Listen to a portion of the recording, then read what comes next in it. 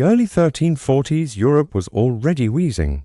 To decades of torrential rains and failed harvests, the Great Famine, 1315–17, had thinned cattle and children alike. Soil was exhausted, wolves padded through abandoned hamlets, and the air itself felt heavy, as if the continent were holding its breath. No one suspected that the real suffocation, biological, not meteorological, was already boarding a ship in the distant Black Sea. Patient Zeros 1338-1346. The microbe Yersinia pestis had lived quietly for millennia in the marmots and gerbils of the Central Asian steppe. A climatic dip, possibly the start of the Little Ice Age, drove rodents into new burrows. Fleas jumped, camels, caravans, and Mongol horsemen did the rest. By 1338, Christian gravestones beside Lake Isikel in today's Kyrgyzstan record pestilence as cause of death. A decade later, the bacilli reached the Crimean port of Kaffa, modern Feodosia, carried in the gut of a flea that had ridden a rat that had hidden in a saddlebag of grain. The first bioweapon, Kaffa, 1346, Yoni Beg, Mongol Khan of the Golden Horde, was besieging the Genos citadel of Kaffa when plague shredded his army. According to Gabriel D. Musi, a notary who probably never left Italy, the Mongols catapulted their own dead over the walls so that the intolerable stench would kill. Whether the corpses actually seeded the outbreak or infected rats simply scuttled through siege lines, the outcome was identical. Plague inside the walls, panic in the streets, in Genos galleys slipping anchor for the open sea, carrying rats, fleas, and destiny. 12 galleys limped into the harbor of Messina, Sicily, in early October 1347. Most crew were dead. The living coughed black blood. Local authorities ordered the ships burned, too late. Within days, the town's priests recorded a sort of death that has no precedent. From every church, tower bells tolled deep profunda sand, then fell silent when the bell ringers died. The plague arrived in 3 overlapping forms: bubonic, excised swellings, buboes in groin, neck, armpit, 60 to 80% fatal. Pneumonic, airborne, fever, coughing, midnight black sputum, 95% fatal within 3 days. Septicemic, bloodstream overwhelmed, bruises like spilled ink, nearly 100% fatal before buboes even form. A single victim could suffer all 3. Physicians, armed only with astrology and prayer, called the constellation Mers Nigra the Black Death. Anatomy of a flea. The vector was Xenopsilla chiapus, the Oriental rat flea. When the bacillus clogged its foregut, the flea starved, frantically bit new hosts, and regurgitated thousands of bacteria into each wound. One flea, one bite, could inject 24,000 microbes, human or 50. The dose lethal to half of victims is fewer than 100. The arithmetic of extinction was already solved. Boccaccio's lens, Florence 1348. Giovanni Boccaccio lost his father, his stepmother, and the city he loved. In the preface to the Decameron, he writes of citizens who ate and drank at taverns, singing the night away, others who shut themselves in, allowing no word of the sick, and still others who walked about sniffing the air and hurling fragrant herbs before them. All 3 strategies failed. The city lost 45 to 75% of its 100,000 souls. The papal court at Avignon, Clement VI, holed up in the Rainside papal palace, sat between 2 great fires day and night, convinced heat would purify the air. He survived. A quarter of his cardinals did not. Papal physician Guidi Chauliac confessed, "I was so sick that I resolved never again to practice medicine, yet I lived and resolved the opposite." His eyewitness description is the first clinical differentiation of bubonic and pneumonic forms. The site swings north. From Marseille, January 1348, the disease raced up the Rhine, leapfrogging 50 kilometers a week. In Paris, 800 died daily. Cemetery space ran out, so the Holy Innocents' Well was consecrated for mass graves. Philip VI asked the medical faculty of Paris for an explanation. Their verdict: a triple conjunction of Saturn, Mars, and Jupiter in Aquarius had corrupted the atmosphere. Jews and lepers had further poisoned wells. The stage was set for pogroms. The flagellants, 1348 for 9. Bands of 200 to 300 men marched town to town, chanting Miseria while whipping themselves with iron-tipped scourges. Their blood, they claimed, would atone for a sinful Christendom and avert God's arrows. When the plague kept striking anyway, crowds blamed local Jews. In Strasbourg, 2,000 Jews were herded into their cemetery and burned. The town council, hoping to cancel debts, looked away. Across Germany, perhaps 10,000 Jews perished not of plague, but of finance-fueled terror. The doom of Alfonso XI Costile's 24-year crusade against the Moorish kingdom of Granada halted abruptly when plague reached its siege lines at Gibraltar. Alfonso XI, the only reigning monarch to die of the plague, March 1350, kept commanding sorties even as buboes blackened his thighs. His death shattered the siege. Granada survived another century, and Iberia fractured into civil war. Plague did not cost the wars, but it hollowed out the manpower that might have ended them. England. Dorset to London, 1348–49. A sailor from Calais carried it to Melcombe Regis in August 1348. By winter it reached London, where city coroner's rolls shift from Latin abbreviations to the terse English phrase hoc anno omnes moriabantur. This year all died. Parliament prorogued itself. Sheriffs were dead or fugitive. Wolves, said chroniclers, came down from the wastes and devoured the carrion of men and beasts in the open fields. The dying of the law. With no judges, juries or jailers alive, crime boomed. Edward III issued the Ordinance of Labourers 1349, freezing wages at pre-plague levels and ordering every able-bodied adult under 60 to accept work if offered. Villages offered ploughmen twice the legal rate. Lords sued. Courts overflowed. The statute failed. Serfdom, already cracked by famine, shattered an economic earthquake whose aftershocks would become capitalism. Hearing that the English were fallen like rotten apples, the Scots gathered an army to invade Durham in 1349. Within days the pest raced through their camp. Survivors dragged the infection north, and Scotland, previously untouched, lost perhaps a third of its people. The invasion that was meant to exploit catastrophe became its courier.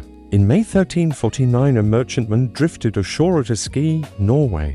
All on board were dead save one rat-haunted dog. Bergen's bishop walked the docks to bless the vessel and died 3 days later. From Bergen the plague followed sled routes over the Dovrefjell to Oslo, and by boat to Denmark and on to Sweden, reaching the copper mines at Fallen by 1351. In Iceland the eruption did not arrive until 1402–04, proof that even oceans could be breached.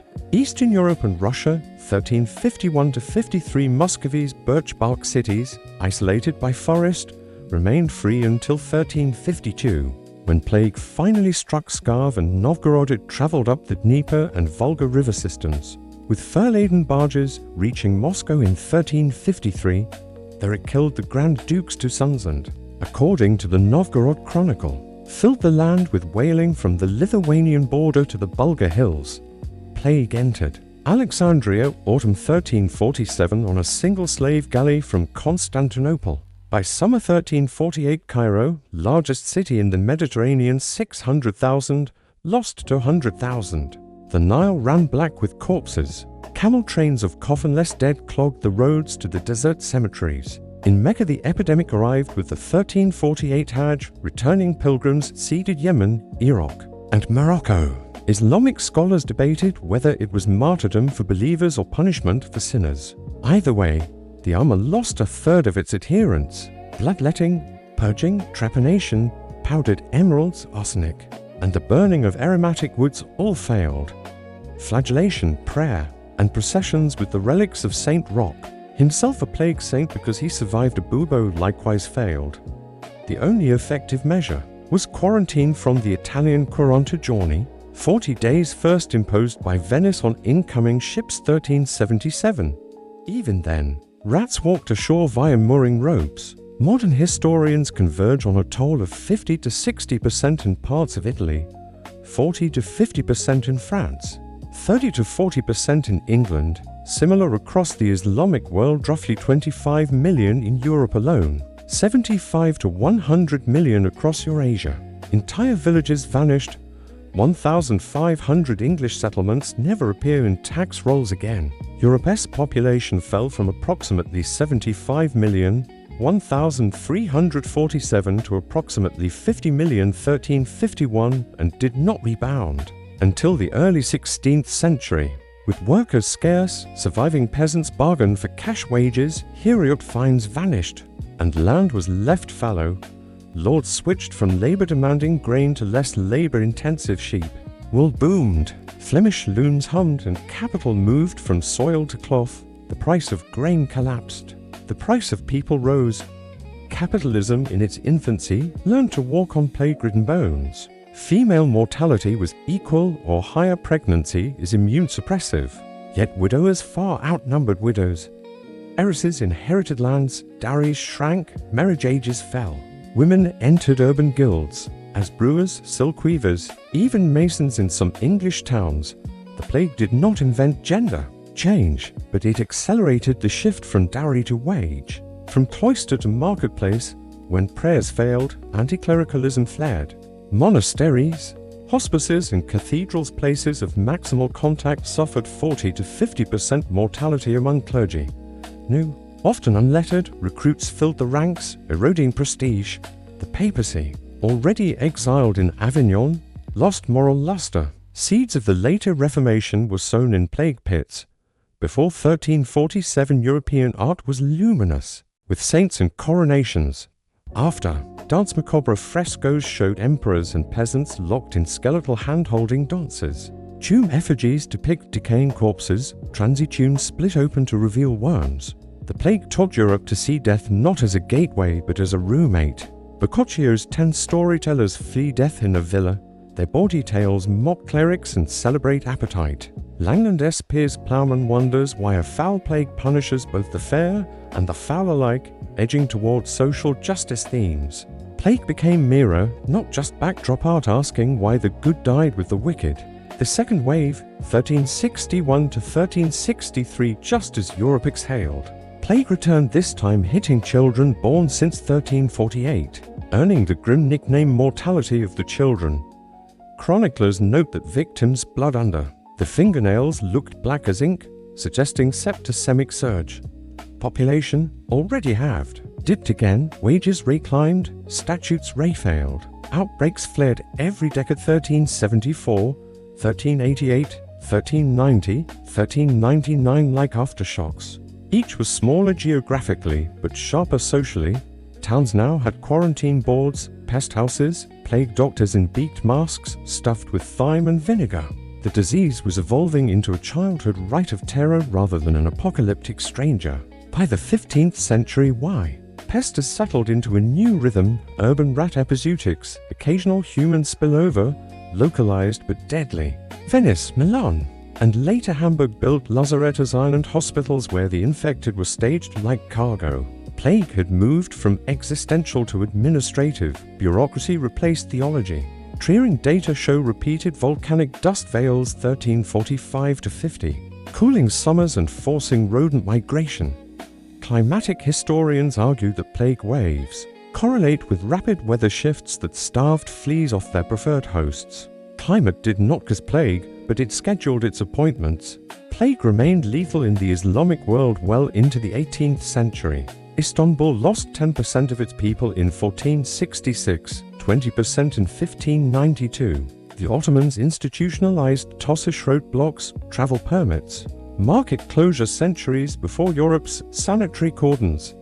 Thus Muslim polities pioneered public health bureaucracy even while Christian Europe moralized the disease. Technically a late episode of the second pandemic. London's last urban explosion killed 100,000, yet the city survived, thanks to weekly bills of mortality, parish quarantines, and a nascent royal society that tracked statistics. The outbreak proved that early modern states could now absorb blows that had leveled medieval ones. During an outbreak in Hong Kong, Alexander Yersin isolated the bacillus, renamed Yersinia pestis in 1944. Paul Lewis Simon demonstrated flea transmission in Bombay. Medieval plague suddenly had a passport: bacterium, vector, host. Historians still debate whether the Black Death was solely Y. pestis, or accompanied by anthrax or a virus. DNA from 14th century teeth in London's East Smithfield Cemetery seals the case. Same organism, same genome. Villages in England's Cotswolds still ring a plague cross bell on St. Roche's feast. Provencal shepherds light midsummer fires to keep the blue sickness away. The Black Death became origin myth for everything from nursery rhymes ring-a-ring-o-roses to conspiracy tales about well-poisoning strangers. Pandemics pass. The stories they spawn become heritage. Quarantine, travel bans, wage shocks, price gouging, rumor control, scapegoating, heroism. Burnout. Every chapter of 2020's COVID playbook was beta tested between 1347 and 1353. The difference is data speed, not human nature. Medieval Europe's recovery took 150 years. With antibiotics and surveillance, the modern plague is treatable, yet the social fractures echo. Page 34. Counterfactual, no plague? Had why pestis missed the Café Gallies, Europe's population would have hit 100 million by 1400. Serfdom might have hardened, the Reformation could have stalled. New World colonization might have been Portuguese only or delayed. Capitalism, wage labor. Even the Enlightenment germinated in the labor scarcity and shaken faith of the 14th century. Remove the plague and you remove the hinge of modernity. Visit the plague pit under London's Charterhouse Square today and you stand on 25,000 skeletons. Stacked like firewood, their DNA whispers, "We were you, only unluckier."